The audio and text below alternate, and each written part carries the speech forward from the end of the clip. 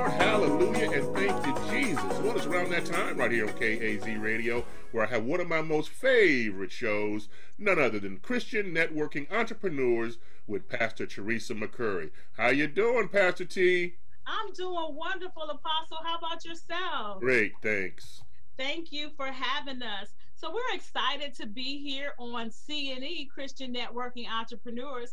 As you all know, Christian Networking Entrepreneurs is for emerging entrepreneurs, small business owners, and community leaders. And today we have a community leader that has been leading in the community for a very long time. Help me and welcome me our guest, Councilman Matt Zone. Councilman Zone, welcome to the show.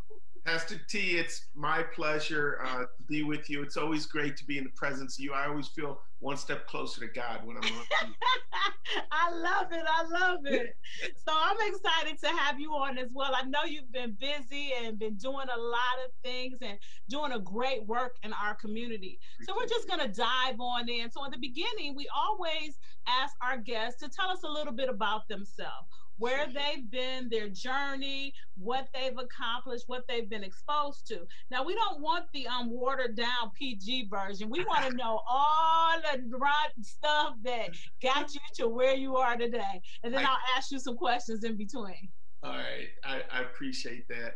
Well, Pastor T, you know, I'm a lifelong Clevelander, born and raised here on the near west side in the Detroit, Shoreway, Gordon Square neighborhood.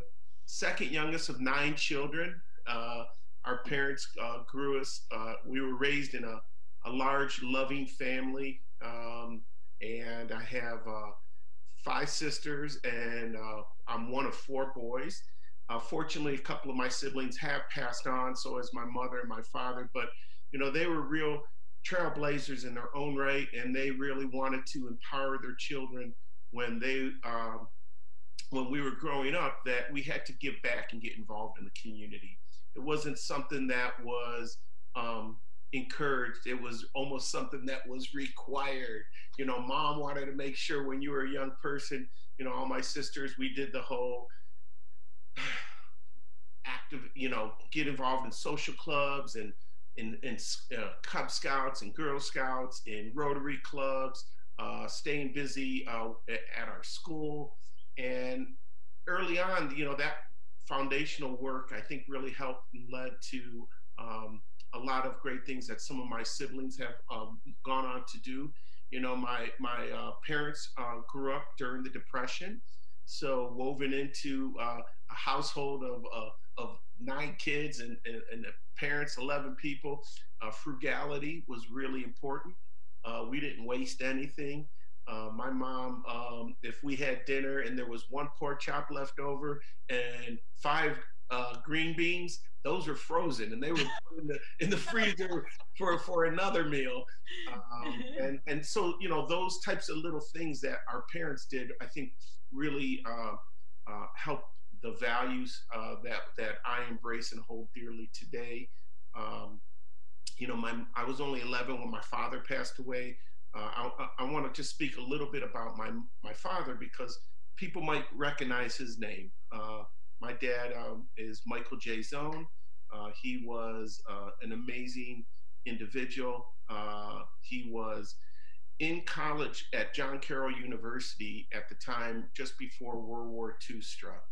And then when World War II came, since he was in college, he enlisted into the Army. He didn't wait to be drafted, and he went. He felt it was his calling, and did a couple years in there, dating my mom long distance, and became a forward observer. And one of his jobs was he was supposed to go lay out the terrain of different areas where some of the conflict was going to occur. Well, he got captured during just before the Battle of the Bulge in France by Normandy, and he was taken to a concentration camp in Germany called Bad Orb, O-R-B, Bad Orb, B-A-D-O-R-B, and he was taken there in November. This is a Christian network, so I'm going to talk a little bit about how God helped him survive. Amen. My father was a devout Christian, a devout Catholic. he felt it was important that he went to Mass every single day. Again, values he passed down to his children. And during that whole time while he was held as a prisoner of war in Germany, he could never go to Mass. He could never take Holy Communion. He could never read Scripture, and that really bothered him. And sure enough, as World War II was coming to an end, it was on, of all days, the irony here, it's just bone chilling. It was on Good Friday. Wow. When General Patton's troops came into this part of Germany. They took over the camp. He was liberated during that time. What my father didn't know is he made friends with this French guy. Unbeknownst to him, it was a French friar, a priest. And on Good Friday, that French priest said Mass, a non-denominational Mass for those who were present. And it was very cathartic for my father. When he went into war, he was about 185 pounds a day. He liberated, he was 135 pounds. So they basically starved him. He lost 60 pounds over the course of 6 months, had a lot of health symptoms as a result of that starvation. But the one thing that kept him alive was his mind and his faith. And he always had dreamt about someday coming home, being reunited with his sweetheart, who was my mom, and having this big family. And one of the most precious heirlooms I have is my mother gave me my father's actual diary that he had with him in World War II. And he wrote daily transcriptions in there. Like, you know, I woke up today, the sun was shining, there was still nothing to eat. And then it's the next day and the next day. But in there, he tells a story about how he wanted to come home and marry the love of his life and have a big family. And sure enough, they had 9 kids. That's exactly what he did. He prophesied what he was going. That's amazing, Matt. That's an amazing story. You should write a book. Well, you know what? It's funny you said that, because when my mom, who's no longer with us, she passed away in 2005. But for her 80th birthday, all the siblings, we pooled our money together and we gave her as a Christmas gift. We hired an author who wrote a book about my mom, who was an extraordinary woman, Mary's Own, and it's titled My Way, and many stories in there from all the time, from the period of my mom being a young child to the time growing up. I had mentioned to you that I was only 11 when my father passed away. So my mom was a widow with 4 kids, 18 and under still. You know, the older siblings, they had moved on. And just so for your viewers know a little bit about my commitment to public service and my family's commitment, my father was a councilman for the city of Cleveland from 1960 until he passed away tragically in June of 1974. He was just a couple years younger than I am now. And at that time, it was a sudden heart attack. The doctor thinks it was a lot of stress that occurred as a result of his starvation and war and the stress and the scar tissues put on. But at that time, my father had passed away. George Forbes was the Cleveland City Council president. He knew my family very well. And in fact, his daughter, Helen, and I are the same age, and we've been friends our whole lives. And so George Forbes, Mr. Forbes then, one day came over to my house with several days after my father passed away, after the burial of my father, and sat down with my mom. He came over to our house with a gentleman named Arnold Pinckney, and said to my mom, he said, Mary, you know, there's a 1.5 years left on your husband's council term. We think you should fill out the balance of his term. And my mom was like a reluctant politician. She was like, no, I don't know. I need to discuss this with my family. So I remember that following Sunday, we had a big Sunday dinner with all my siblings around the table. And we all said, Ma, you have to do it. Just finish out that term. And so my mom, I think, reluctantly said she would. And then she served on Cleveland City Council and subsequently went to win several elections and served from 1974 to 1981. So my dad was elected in 60, he passed away in 74, and then my mom served from 74 to 1981, about 20, almost 22 years total between the two of them. Wow. So it's in your blood, it's in your DNA. When you were talking about, you know, the foundation and what your family brings to you, that is so important, because as a kid, you don't realize that you're being molded. You're just living your life. This is just what we do. This is our life. And I think about that for myself, even with entrepreneurship. So, you know, growing up, my mom back in the day, they called it a hustler. My mother was a hustler. Now I'm an entrepreneur, right? So I got that hustling DNA inside of me. So that's the foundation for it. You know, it's just what you do. So you don't even think about it. So council people, running your family, serving the community runs in your family. You don't even think about it. It's just what you do. It's just what you do. Yeah. But then I know another side of you. But so say what you're gonna say, and then we're gonna talk about that other side. Go ahead. Well, hold that other side, because maybe we could segue in there. You know, I somewhat consider myself a hustler too. And, you know, when you grow up in a family of 9, you have to be somewhat of a hustler. My mom, I always would say, she loved all of her kids. She had to love some of her kids more than others, you know, and that really gets to the equity issue that we're all trying to grapple with today in society. It's not equality. It's not giving a fair share to everyone, because everyone doesn't need the equal share. That's right. And my mom realized that as well. But growing up, I was always an independent person. I was easy to make friends. I'd go off and do my own. And I remember I had my first job when I was 12, you know, delivering the paper, and I was cutting grass and I was shoveling snow. I was a hustler. I was all about it. That's the same. And people be like, I'm like, I didn't turn into a girl till I got 15. I had all brothers. I'm the only girl. So my brothers carry bags at the grocery store. I carry bags at the grocery store. My brothers had a paper route. I had a paper route. My brothers shovel snow. I shovel snow. So everything my brothers did, I did. Yeah. So my mom said, you know, you're doing all these things, and you really need to get involved in the community. And right around 1981, just as my mom was coming off of city council, the new rec center was built at West 65th and Lorraine. Former Mayor George Voinovich dedicated and named that rec center after my father, which was a high honor.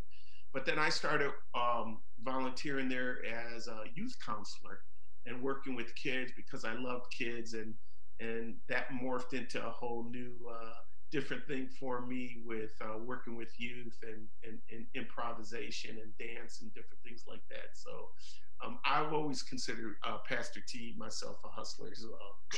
That's a good thing. So I know that Michael Zone Rec Center is right around the corner from our church. Mm-hmm. So sometimes when we have big events, we even park over there at the Michael J. Zone Rec Center. And it's really a blessing to the community. All the things that the rec center does for the community and allows the community to have is really a wonderful thing. So that's an awesome legacy for your family to have, that to be able to be a blessing to so many people moving forward.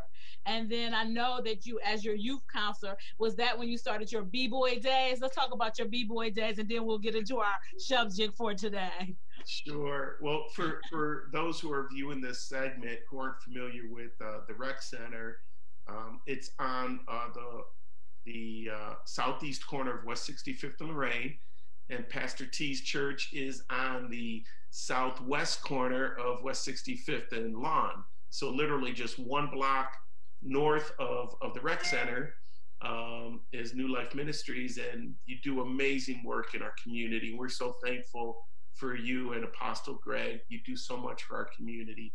But yeah, when I was a youth counselor, I was trying to figure out, how do I keep these young kids, primarily young boys, how do I keep them active and busy Well, my mother, right after I graduated in June from high school, she sent me to New York City where my brother Marty was living. And she said, look, I want you to spend a week with him and just so, a bonding opportunity, because at that time, I was living at home with 3 girls.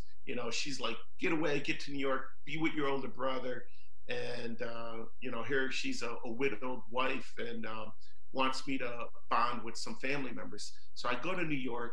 My brother Marty was an actor. He was living in the East Village. And I just noticed, how vibrant the city was. And he told me, he says, you really want to see what New York's all about, go down to 42nd Street. It's like 42nd Street. He goes, it's world, you'll see so many amazing everything. Things. Well, I did. And I went to 42nd Street and I happened to see kids and they were dancing. They were dancing on a street corner, but they were dancing on cardboard. They were break dancing and it blew my mind. And I said, you know what? I've always been very gifted athletically. And when you're the youngest boy of 9 siblings, you got, 4 older sisters, I knew how to dance at an early age. So I was like, I'm going to do this. And I am so down with hip hop. And so I started practicing breakdancing, formed my own breakdancing crew right there at the rec center. That was our home base.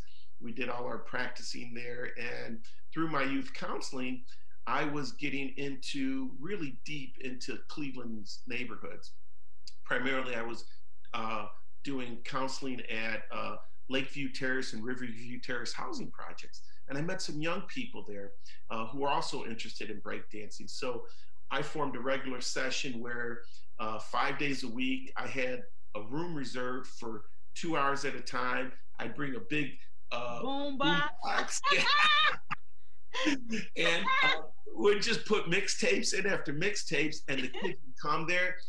And then next thing we know, we formed our crew, and we were extremely successful, where we went on to win many awards, and we were together as an active group performing for about almost 8 years.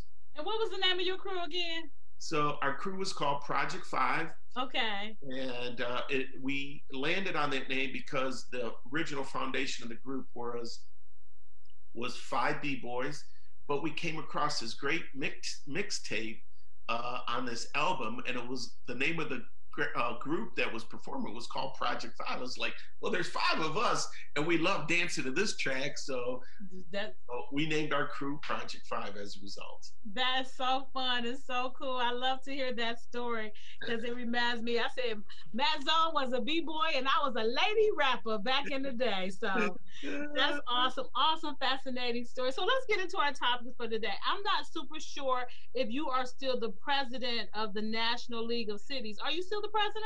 I am not I am now, I have the title of immediate past president. Okay.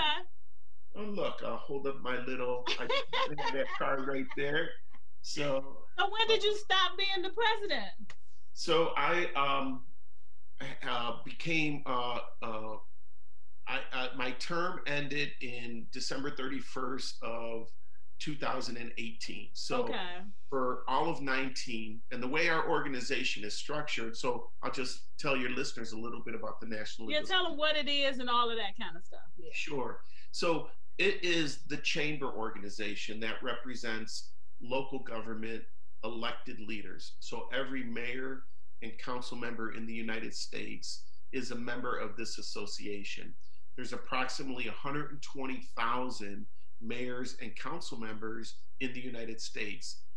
And so I became very fascinated with the organization. They work on a lot of policy, and there's only been one other Clevelander in the 95-year history to be president of that organization, and that was Mayor George Voinovich in 1985. And it's a rarity that a council member actually ascends to be the president. Typically, it's mostly mayors. And so, but I had a leg up coming from a big city, being a councilman. And so I've been now the immediate past president for 2 years, because the way our charter is written, you must be in an elected position in order to serve in that leadership position. Well, the person who was president last year lost her reelection campaign. An amazing woman, Mayor Karen Freeman Wilson, who's the mayor of Gary, Indiana. She grew up with the Jackson Five. She knows them all. You know, they're right from her hometown. She is now, so she lost her reelection campaign. And so now for a whole nother year, I'm immediate past president. But she landed softly on her feet. She's now the president and CEO of the Urban League for Chicago, which is the second largest urban league in the United States. Cool beans, cool beans. So we've been on this call for almost 20 minutes, and we haven't said anything about this pandemic that we're in right now. So I want to hear your take on that, and how is it affecting your duties as a councilman? Sure. Well, first up, you know, I want to say to your listeners, it's a scary time. It's okay if you're a little scared, but know that there's a lot of people out there who love and support you. You might not even know that, but they're there. You need to reach out to people like Pastor T, or contact my office if you need some services. We're trying to just be reassuring to people. These are very, very uncertain times. And fortunately, the response that our city has done with creating an emergency declaration, allowing the city to be more nimble in how we purchase and procure items, how we create programs to help people, has really been helpful. I think Governor DeWine has done an overall good job. But there are a lot of people out there who are hurting, Pastor T. And I know that we started a small grant program where we give a 0% interest loan to small businesses in the city of Cleveland. Well, in the first week, we put $1 million into that fund. And in the first week, it was oversubscribed. Just in the ward that I represent, we had over 22 businesses that filed for that money. Now, if all 22 of them get that funds, you know, that's 1/5 of the total pool of money that's in there. So one of the things that the city were thinking is maybe replenishing and putting more money in there. That's just one illustration of what the city overall is doing to help businesses. But my office, you know, we've really had to reinvent ourselves. I have a full-time executive assistant, and they have another individual who's our neighborhood advocate. She works 30 hours a week. We do bi-weekly Zoom conference calls with the three of us. So we're practicing, you know, appropriate physical distancing. But we're still answering calls in real time. They're getting returned. The calls are being checked every 30 minutes. Emails are being returned instantly. I know yesterday, my assistant was struggling with dealing with a senior who was shut in, getting groceries to them. You know, these are just some of the little things we do. Last week, I was dealing with an individual who was, he was a Somali, and his landlord was a Somali, and he was trying to evict this individual. But he didn't know that the governor issued this order that you can't evict people. So we had to reach out to somebody who could speak the language and run interference. And that's what council people do. We're kind of like connectors and trying to connect the dots of all the resources that are out there in the community. But it's been a real challenge, Pastor T. Yeah, it's been a challenge for us too. And like you said, in our community, we have, I don't know if the proper term is refugees. Yeah. But we have a lot of refugees. So we have people that come to our food bank that speak Spanish. So thank God we have like Spanish speaking volunteers that come and help out. We have Somalians that come, and you know, we have, so it makes it even that much more difficult when you have the language barrier, right? And then you're just trying to service the people the best that you can. But I would say, you know, during this pandemic, what I see is the people's resilience.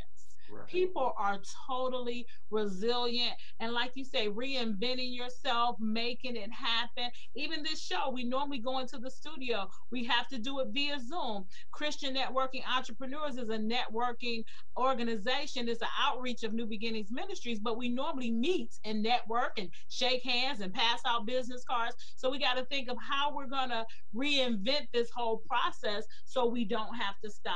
But that's important to give hope to people, to let them know that there will be another side of this. It's amazing that you started off talking about your family and how your parents lived through the Great Depression. So, you know, one of the things I think about, when things happen, we make it through to the other side. So it's like you just go through with joy and peace, and with us, our faith is what gives us the strength to continue on. So what do you want to talk about? I know I wanted to mention the National League of the Cities. What do you have on your agenda for us to discuss today? Well, you know, I'm really trying to be present in the community, even though we can't be around people. There's a couple initiatives I'll get to in a bit that I've been working on citywide. You know, just yesterday, there was or not yesterday, 2 days ago, there was a big news story about how the city of Cleveland is not doing a very good job dealing with their recycling materials. Oh yeah, I seen that. You saw that, Pastor T? Yeah, and they said that, you know, all the recycling is going into one land bag. You know, we got the green can, we got the blue can, and we taking the time to recycle, but then it's all going into one kit and caboodle. Exactly. So, you know, when I saw that story 2 days ago, you know, early yesterday morning, I sent a long letter to or email to the mayor's chief of staff and several people in the administration, said, you know, this isn't right. We got to do it better. So the mayor's office put out a press release yesterday in response to how they're going to handle dealing with recyclable materials. But again, I have to be, council people are the advocate of the community. And I can tell you, yesterday, I probably received at least a half a dozen phone calls and at least a half a dozen emails and communication, not to mention all the people who tagged me on Facebook about that story. Like, what are you doing about it? And it consumed a lot of my time. I would much more rather be helping people, working with people, than responding to something that we should be doing anyways. Yeah. So where did the breakdown come with the recycling? What happened? Yeah, no, great question. You know, the commodities market is changing. China was buying everything. They were buying all the papers, the metals, and the plastic. We were shipping them over in big containers, you know, container ships to China, and then they were recycling all that material and using it. Well, a couple of things that impacted the city of Cleveland. One, China closed its borders and said, we've taken the world's plastic and paper and metal. We don't need anymore. We're good. So they quit buying them. And the other thing is, the city of Cleveland, the way we do recycling, it's called single stream. You have two garbage cans. You got the black garbage can that you can put in any garbage. And you got the blue garbage can with the recyclable logo, where you're supposed to put plastic, metal, and paper. Well, over 80% of the garbage that was being picked up was considered contaminated.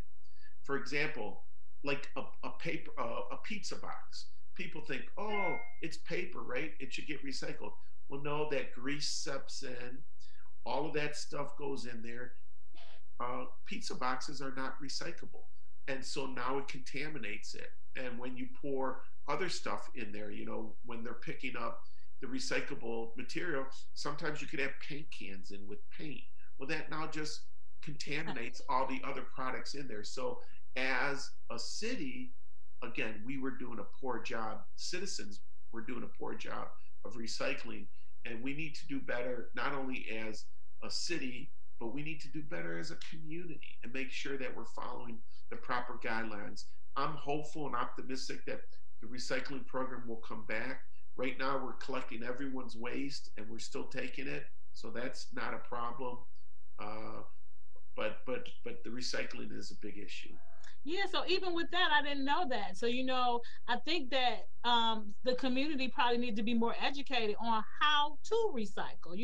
What is recyclable just because it's paper or a cardboard box. If it has these grease and all of that stuff on it, then that makes it contaminated and it's thus not recyclable. I didn't know that. So I just learned something right there. So I think that maybe some of the programs going forth should be some kind of education. What is recyclable? If I had a water bottle and I put oil in it, then I put it in there, then that makes it not recyclable. So I think that would be something that should be probably added to the agenda of educating the community on how to recycle. I think we know, but clearly we don't. Well, it's the young people. They're the ones who are going to change this planet. I can remember when the seatbelt law came into effect. It was hard for us to adapt and say, wait, I have to put a seatbelt on. But having that reminder when you have the young person sitting in the back seat saying, hey, mom, dad, put on your seatbelt. Our son was real good at reminding his parents to do that. And we need to get into the schools. We need to educate these young people, because I'll tell you, the best recyclers in my house were always my son and my wife. Mm-hmm. They would always be on me. Dad, you can't do that. You got to do this.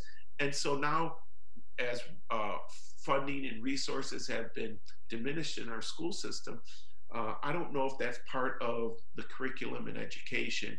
All schools aren't equal and some educate differently, but I believe it's our young people that can help pull us through this. Me too. I think that's awesome. So I know that me doing my research, that you have a heart for EPA. You have a heart for environmental protection agencies, issues and things. So tell my viewing audience two things. What is the EPA? And then two, what's your track on the EPA? Okay. Well, City of Cleveland has a real unique relationship with the EPA. It stands for the Environmental Protection Agency.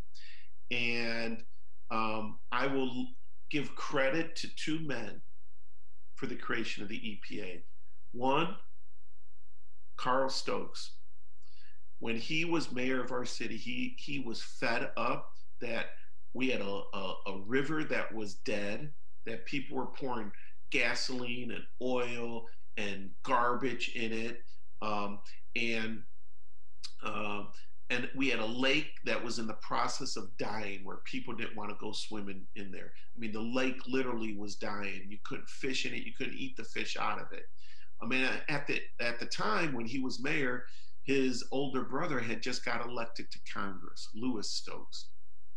And through former Mayor Carl Stokes' advocacy around how contaminated the river was, and then when our river caught on fire in 1969, it made, Time magazine, Johnny Carson was poking fun of the city of Cleveland. There was a lot of not only national but international understanding that the city of Cleveland had some real environmental issues. So Carl Stokes went to Washington. His brother Louis Stokes convened a special hearing, and he testified and said, it's a duty and responsibility of America that we leave our planet in a better place to the next generation. And that effort led into the creation of the Environmental Protection Agency in 1972. And it also led to the creation of the Clean Water Act in 1972, which regulated how you dispose of garbage and debris, and you can't pour it down. Sometimes people change their oil and say, oh, just dump the used oil down the sewer drain. Yeah. Well, that sewer drain, that water gets treated. That gets recycled. It gets put back into Lake Erie. If people put junk into that, and that junk gets into the lake, and then we drink that water from the lake, we put that junk in our bodies. Yeah. So to answer your question, it was really two people, both Clevelanders, both amazing people, Carl and Louis Stokes, who grew up, in Cleveland, in humble means, and rose to international prominence for their work. Yes. So what is your work with the EPA right now? I watched something about something called the Trinity Building Project, Oh, yeah. and it talked about brownfield funding. So Yeah. let's touch on that a little bit, and then next, whatever you want to talk about. Sure.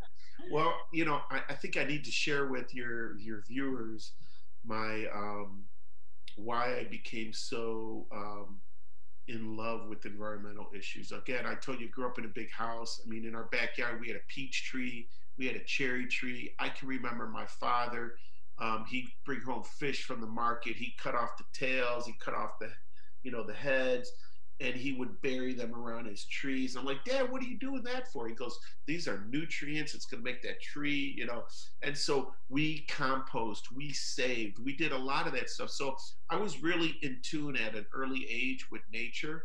And then when I was a freshman at Cleveland State University, I took this environmental biology course, which blew my mind. And I had this professor, Dr. Peter Gale, and he told us, he says, look, we are going to go and spend 3 days living on an Amish farm. And I was like, sign me up. I want to go. And so the class went, and I remember day one, we set up camp in this barn, and we all had our own sleeping quarters. And he goes, all right, the first thing we're going to do, he gave us a piece of paper, and on the piece of paper, it had like 100 items on there. He goes, we're going to do a scavenger hunt. And the person who finds the most things in nature will be scored on that. So one of them was like, find a maple leaf, find clover, find dandelion, find a lily, find, a pine needle, all these different things, and find mushrooms. And then you checked it off and you got scored. I remember, I think I found like 50 of the 100 things, about half of them, which was in the higher half. We had an hour to do this. Okay. It was quite difficult. And the professor had a masterful way of integrating all of those items that we were looking for and saying, now you're going to get to meet this Amish family, and we're going to sleep in their barn, and you're going to see how they are in tune with nature, that they know that if you take care of Mother Earth, she'll take care of you. Yeah. And so that is really where I then spurred my passion and love for environmental issues. And then when I got elected to City Council in 2002, we worked really hard to create the Cleveland Eco Village. Pastor T, you might have seen those signs all over around your church, the Eco Village. And so we worked to create a little neighborhood on the west side of Cleveland that we educated all the residents who lived in there about the advantages of gardening, composting, walking, healthy living, recycling, and building high energy efficient homes. Well, during that whole process, I was learning a lot, I was reading a lot.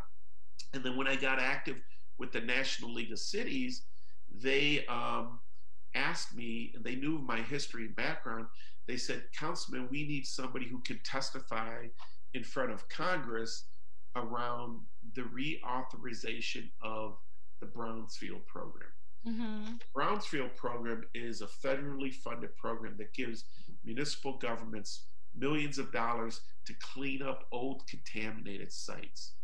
An example would be, say, a former junkyard that's no longer a junkyard. Right. Cars sit there on that site, and heavy metals leak, oil, they leak into the ground. We got to clean that up. And so the site you mentioned, the Trinity site, was an old abandoned building in my ward that was abandoned for some time.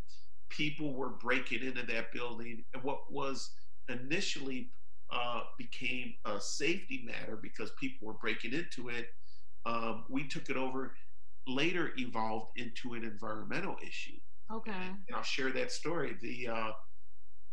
We were working closely with the Ohio EPA and the US EPA.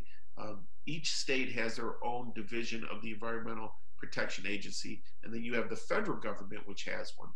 Well, working with them, we said, you know, this building is obsolete.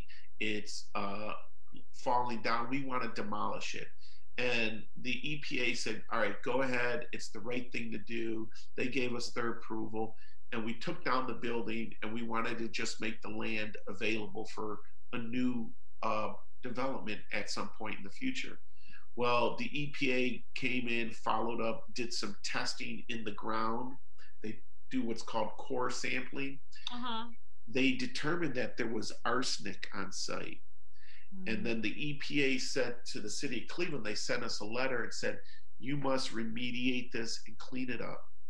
And so we brought in consultants, we looked at it. It was about a $6 million cleanup effort.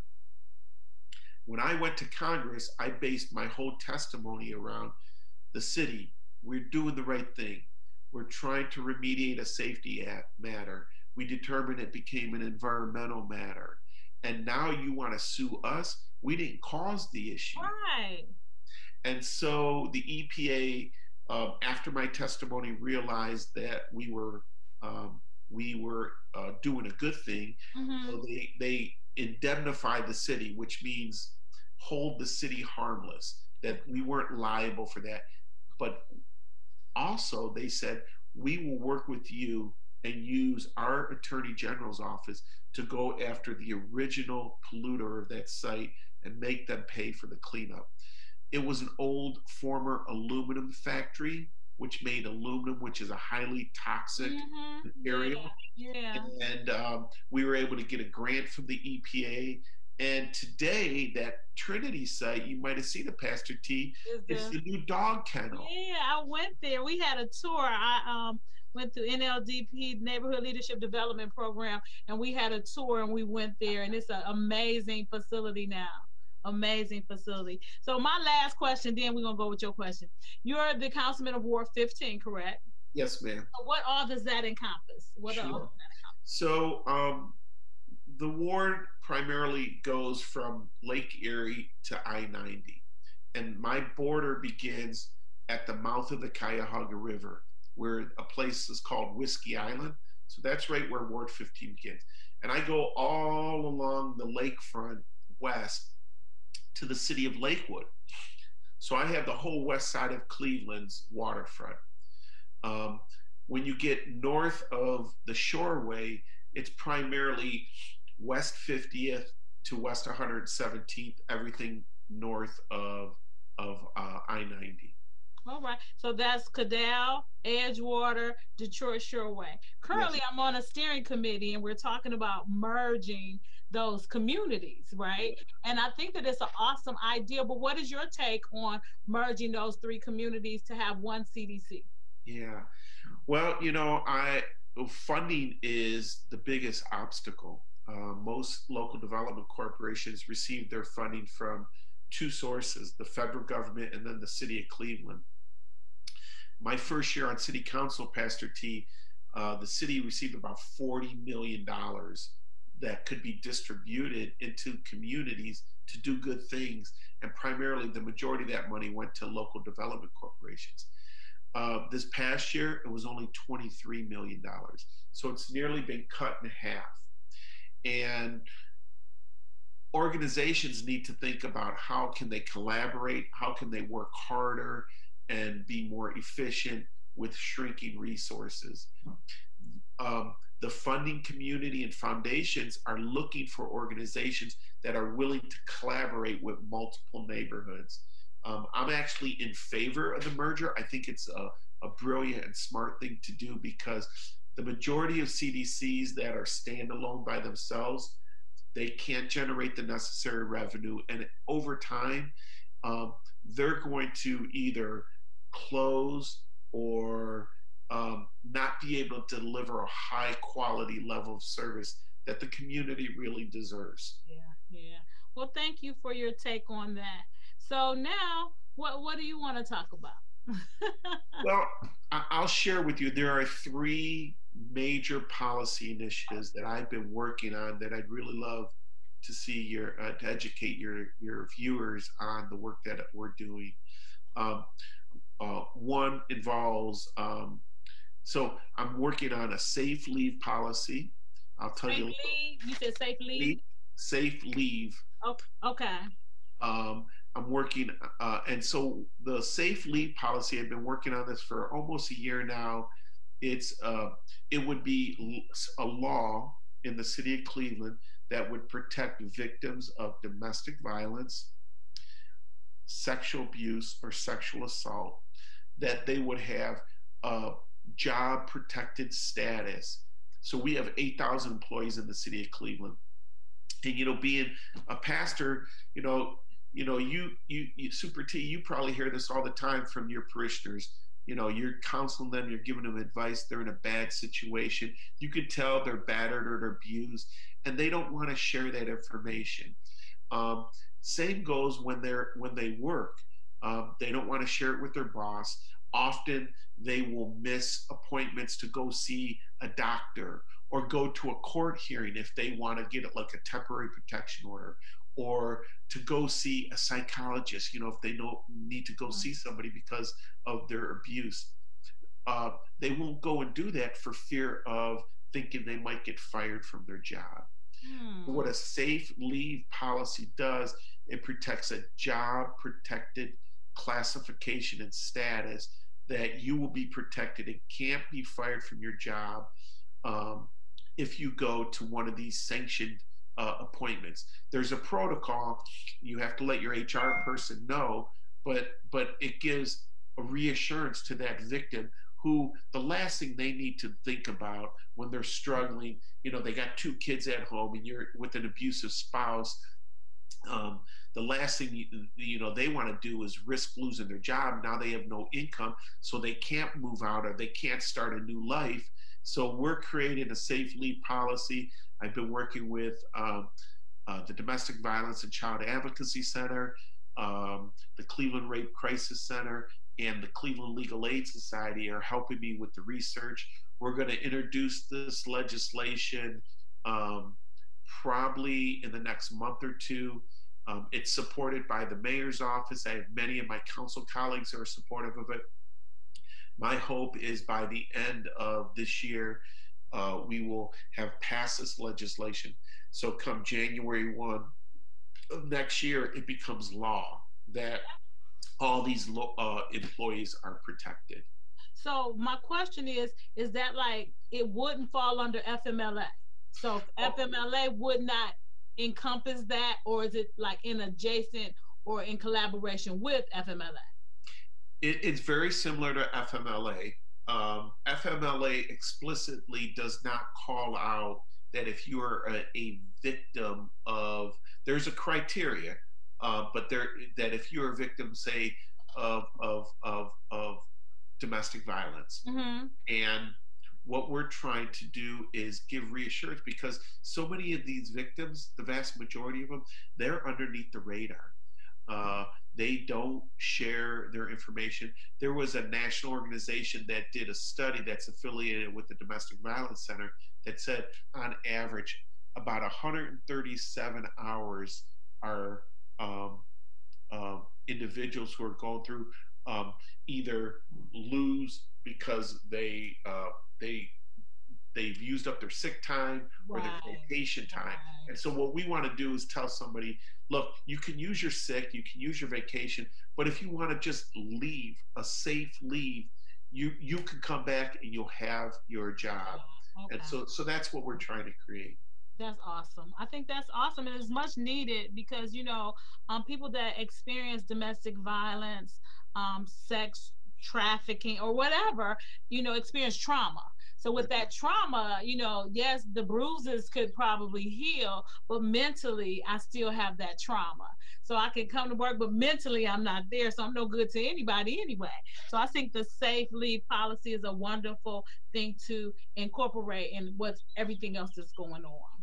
Yeah, appreciate that. Yeah, I mean, yeah, as you correctly say, Pastor T, you know, if you can get through a bad situation and now you're out of that abusive relationship, sometimes it might take years, multiple years of going to see a psychologist or a doctor, a professional who can help you deal with those issues, it might take years. And if you don't have the vacation time or the sick time and you miss those appointments because of work, I think really that, again, that kind of speaks to the soul of a city, that you say that we value our employees, that we're willing to do this for you. It's been very rewarding to work on this policy. That's good. That's good. Awesome. What's your next initiative? So the other major initiative I've been working on, and I've been working on this for over 2 years now, it's called Vision Zero. 2 words, Vision Zero. And the effort was really started in the late 80s in Sweden. And the country started this effort because they noticed that there was a high percentage of residents of that country who were dying as a result to being hit either walking or bike riding. And now, there are many more Americans who are getting on their bikes. They're going to the store. They're going to work. They're using bikes much more, and primarily a lot of low-income people who don't own cars. That's their only mode of transportation. So it started to catch on after Sweden started this initiative. I'll explain in a bit what the concept is about. And then in the late 90s, some cities in America started to adopt some of these practices. Right now, there's about 25 cities in the country that have Vision Zeros initiatives. And it's a pretty simple goal that we're working to create a system, because it's more than just transportation. It's education, it's enforcement, it's looking at the data and the research, it's our fleets and our vehicles, and it's our engagement. How do we engage people around these issues? To get to a point, at some point, where we could say we have 0 fatalities on our city roads. Wow. And, we lose too many people right now to automobile collisions with cars or with people or with cars and bikes. People want to drive faster, and they don't realize the consequences that it has. So we formed our working group in January of 2018. We have a task force that meets every 6 weeks. We have 5 subcommittees that are working in different areas. I kind of rattle them off. The enforcement committee, how can we make sure we enforce our municipal laws? The education and outreach, how can we get out into the community and educate people on the proper traffic laws? Some people might be familiar with safety towns, how you teach young people, there's a stop sign, you have to walk, you have to look both ways. Mm-hmm. So the education and outreach. We have a fleets and vehicles. How can we educate those who are driving our buses and our trucks to look out for other pedestrians? But probably the most important working group is our data and evaluation. And one of the tragic things that we found out is we did a map of every street in the city of Cleveland. There are 10,000 streets. And we mapped out streets that have high collisions or fatalities on them. Or they're not called, I'm sorry, not collisions, crashes. Use the word crash. And we mapped out and identified our high crash corridors. And in that area, it's on less than 10% of our city streets. So it's high. It's places that it happens more often than not. So almost kind of like when you drive in those blind spots and stuff. And I know that now in the city, we're definitely encouraging more bike lanes and more people are biking. So I think that this Vision Zero, I love the whole no deaths, 0. You know what I'm saying? It's like, we don't want a certain percentage of it. We want to put policies and procedures in place where nobody is going to be dying because they decided to ride their bike or their moped or skateboard or whatever your other means of getting around that's not a car. Well, the tragic part about it is, Pastor T, is those 10% of the roads that I mentioned to you, the high crash corridor, the vast majority of them are in communities of color. Aww. And so when you get down to that equity issue that we talked about earlier in the show, I've been really encouraging and almost requiring our city to think about, when we redesign our roads, let's invest money in those high crash corridors so we can save lives. And I'll give you a perfect example. Kinsman Avenue from like 55th to about 105. Mm-hmm. That stretch of road, it's a long straight road, and there's a kind of a hill and an incline. It A lot of people have been severely injured and killed on that stretch of roadway. Well, through engineering and design and smart technology and education, we can make a difference and save people's lives. And that's what we should be doing as a city. Yeah, I've driven that before, taking my brother over there to the HUD housing. And if the sun is coming up, Yeah. you can't even see. Right. So it's like even the little things like that. It's like, okay, if you can't see, you need to really slow down, because somebody can step out in front of you at any given moment. So it's just those things about being conscious and cognizant of your surroundings. So yeah, when you're traveling east and the sun is coming up and you're going east, you can't see because the sun is so blaring in your eyes.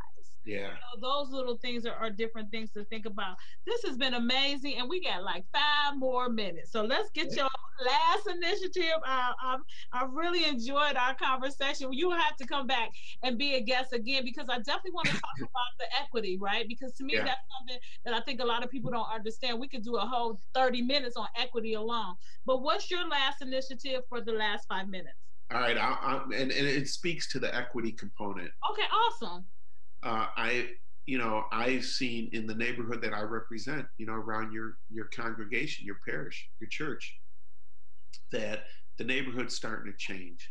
So about 1.5 years ago, I formed a working group called the Equitable Economic Development Working Group that is looking at all aspects of how we deal with housing policies in our city of Cleveland, from zoning and land use to sales to our current tax abatement policy.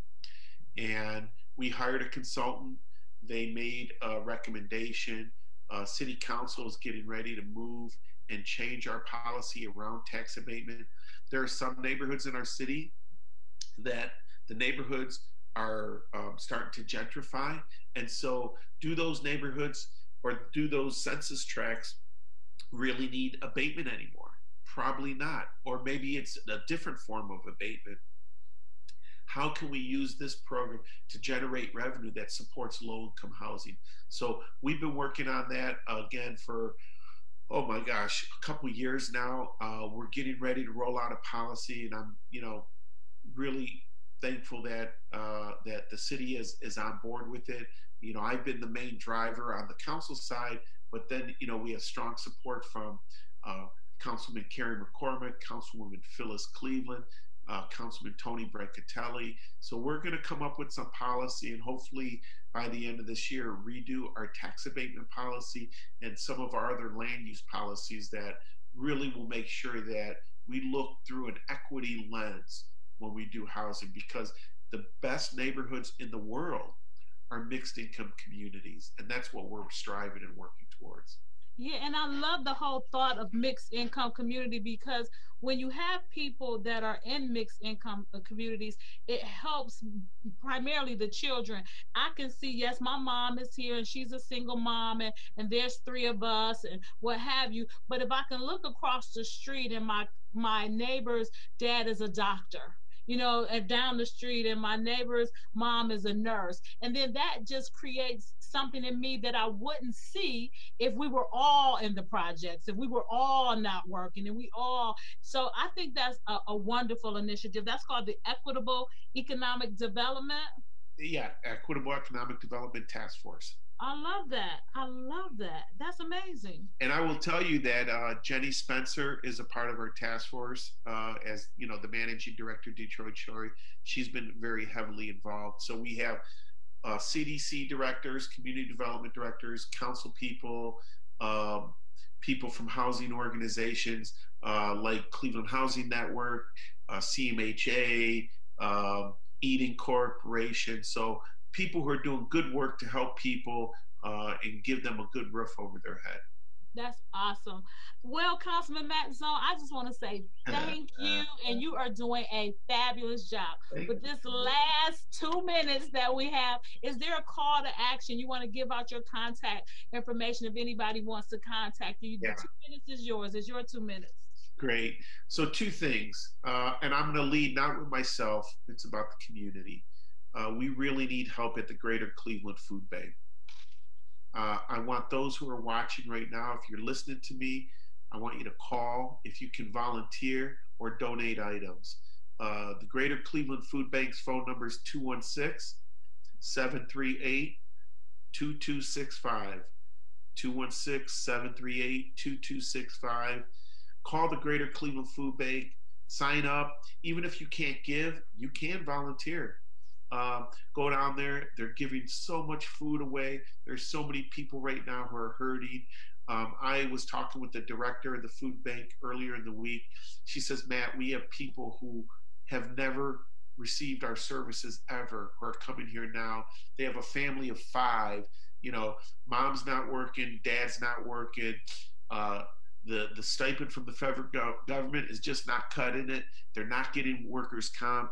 They need help. So volunteer, Greater Cleveland Food Bank. I gave you the number.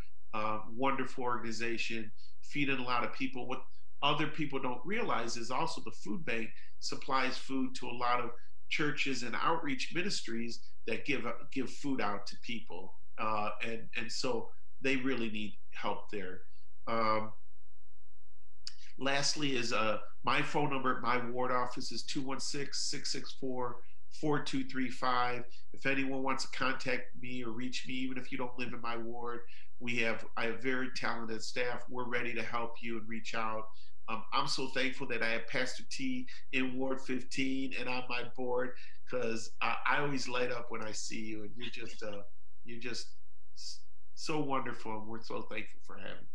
Thank you so much, Councilman Zone. What a wonderful show. We appreciate you guys for tuning in today. This is Christian Networking Entrepreneurs, where we showcase emerging entrepreneurs, small businesses, and community leaders. And remember, if you don't network, you don't work. So it's important to network. Thanks again, Councilman Zone. We appreciate you, and have a wonderful day.